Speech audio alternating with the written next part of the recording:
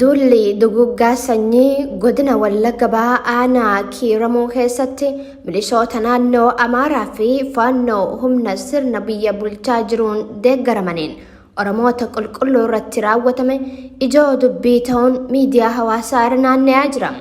Oromiyaa gama lixaa keessatti ajjeechaan suukanneessaan namoota nagaa irratti jumlaan raawwatamuu kan jalqabe bubbulee jira. Qaamota biyya bulchaa jiraniin maqaan shanee ja'u itti moggaafamuun waggoota oliif lubbuun namoota nagaa haala himuuf ulfaatuun ajjeefamtee bineensaan nyaachifamaa turte. Dhaabbileen mirga dhala namaaf falman kan akka Amnesty International dabalatee dhaabbileen biroo ajjeechaa Oromiyaa keessatti lammiilee nagaa irratti raawwatamaa ture irratti qorannaa gaggeessuun wayita qaamota biyya bulchaa jiru irratti manni dhiyaatetti ibsa dhaabbileen kunneen baasan guutummaan guututti haaluun inumaa akka qaama uummataaf dhaabbatetti wayita of laalantu irraa mul'ata. Ajjeechaa lammiilee nagaa irratti raawwatamaa turee fi ammas raawwatamaa jiru kana duuba sirni biyya bulchaa jiru jiraachuu fi akkasuma guutummatti harka keessaa qabaachuu isaa odeeffannoo qabatamaa fi amansiisaa ta'e dhalattoota naannichaa irraa argannee jirra. Tibbana godina Wallagga Aanaa Kiiramuu magaalaa Haroo fi Kuree Jaaman keessatti milishoonni Amaaraa fi Faannoon waliin ta'uun maqaa shanee balleessuu ja'uun naannoo Amaaraa irraa bobbaafaman dhalattoota Oromoo irratti ajjeechaa suukanneessaa raawwatan. Aanaan Kiiramuu magaalaa Naqamtee irraa kiiloomeetira 150 ol fagaattee kan argamtu yoo ta'u, humnoonni kunneen magaalaa Buree Jaamtuun gara aanichaatti duuduun meeshaalee qara qabu fayyadamanii Oromoota irratti duula duguggaa sanyii raawwatanii sababa shanee balleessuu ja'uun namoonni haala kanaan ajjeefaman 20 ol akka ta'anidha. Hamma odeeffannoo kana argannetti ummata harka duwwaa jiru kan nagaan qe'ee irra taa'utti waraana bananii Oromoota baay'ee haala suukanneessaa ta'een maatii tokko keessaa yoo xiqqaate namoonni 7 ol akka ajjeefamanidha. Daa'immanii fi dubartootas gidirsaa jiru. Gabaasa kaleessa jechuunis onkololeessa 12 isiniif dhiyeessineen namoonni nagaa jumlaan iddoo tokkotti ajjeefaman 15 yoo ta'an isaan malees daa'ima ganna 7 dabalatee manguddoo ganna 50 fi namoonni dhukkubsatan biroo 3 iddoo isaan ciisanitti humnoota kanneeniin ajjeefamanii jiraachuudha. Haa ta'u malee har'a onkololeessa 13 miseensa maatii keessaa namni OMN dubbise akka himutti maatii tokko keessaa namoonni 7 ol iddoo tokkotti jumlaan ajjeefamuudha. Maatiiwwan biroo keessaas namoonni jumlaan ajjeefamanii jiru.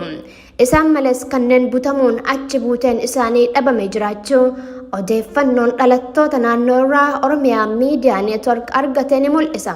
Haalli nageenya aanicha keessa jiru hammaachaa dhufuun walqabatee abbootiin warraa lakkoobsaan hedduu ta'an gara magaalaa Naqamteetti baqatanii jiru.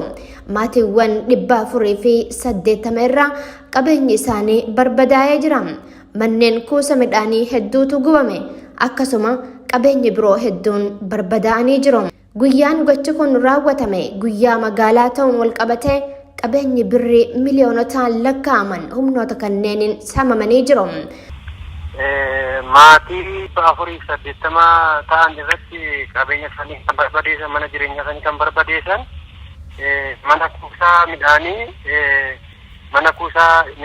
40 kan ta'u keessaa midhaan kuntaala 200,000 kan isaan barbadeessan kan ta'u, beellada horii 1,000 ol kan ta'u kan isaan saaman. Maatii tokko keessaa mana tokko keessatti lubbuu 7 darbe. Ajjeechaa Oromoota nagaa irratti raawwatamaa jiru kana dhaabsisuuf qaamni birmatee gocha kana dhaabsisuuf yaale gonkumaa hin jiru. Viidiyoon tibbana miidiyaalee hawaasaa irra naanna'aa jiru tokko kan agarsiisu miseensi raayyaa ittisa biyyaa haasaa taasiseen Oromoon tokko Amaara tokko yoo ajjeese nuti ammoo Oromoo 100 ajjeefnaa jedhee dubbate. Viidiyoon kun qeeqaa fi falmii jabaa sirna biyya bulchaa jiru irratti kaasee jira. በየትኛውም ቦታ ተንቀሳቅሰን የአማራን ደም እንመልሳለን። የትኛውም ታጣቂ አንድ አማራ ሲገል 100 ጉምዝ እንገላለን። አንድ ወነግ አንድ አማራ ሲገል መቶ ኦነግ እንገላለን። ኮስታራዎች፣ ነፍጠኛዎች አማራዎች ነን። Haasaan miseensi raayyaa ittisa biyyaa kun taasise faca'uun fayyadamtoota miidiyaalee hawaasaatiin wal harkaa butamuun yaadni irratti laatamaa jira. Dhalli Amaaraa tokko qofti sababii ajjeefameef Oromoon balleessaa tokko hin qabne kan ajjeechaa kana keessatti tasuma hin hirmaannes dhibbatu ajjeefama. Kun karoora sirna biyya bulchaa jiruuti kanneen jaanis tuulaadha. Wallagga lixaa Boojii Birmajjii ganda Agaloo Salliiqaatti gaafa fulbaana 30 bara 2014 akka lakkoofsa Itoophiyaa dargaggoonni lama qaamolee hidhataniin ajjeefamani. Dargaggoon ajjeefame tokko gaafa jala bultii cidha isaa mana maatii isaa keessatti qaamota kanneeniin ajjeefamu gabaasuun keenya kan yaadatamudha. Sanbata galgala jechuunis fulbaana 30 bara 2014 akka lakkoofsa biyyattii qe'een cidha simachuuf qophiirra turte gadda guddaan cabxee lubbuu nama lamaa guyyaa tokkotti dhabde. Jiraattota gandichaa keessaa namoota ajjeechaa dargaggoota lamaanii irratti dallansuun dubbatan hedduu irratti doorsisaa fi reebichi akkasuma ajjeechaan raawwatamee jira. Namni maqaan isaa obbo Badhaasaa Raggaasaa Nagarii jedhamu dallansuun waan dubbateef battalumatti fuudhanii bosona keessatti rasaasaan ajjeesani. Oromiyaa keessatti gochoonni miira namaa jeeqan guyyarraa guyyatti Oromoota qulqulluu irratti qaamota hidhataniin raawwatamaa jira. Godina Booranaa keessatti poolisoonni Oromiyaa dargaggoota lama qabanii miila qullaa lafarra erga oofan booda rasaasa itti dhukaasuun ajjeesani. Viidiyoon kun karaa miidiyaa hawaasaatiin naanna'aa jira. Gochi raawwatame diinummaa sirni Abiy Ahmed Oromoof qabu kan calaqqisuudha jedhu fayyadamtoonni miidiyaa hawaasaa. Viidiyoo kanarratti waraanni sirnichaa hidhannoo guutuu ofirraa qaban dargaggoota nagaa lama itti dhaadachaa fuudhanii miila qullaa erga lafarra oofan booda rasaasa itti roobsanii yoo ajjeesan mul'isa.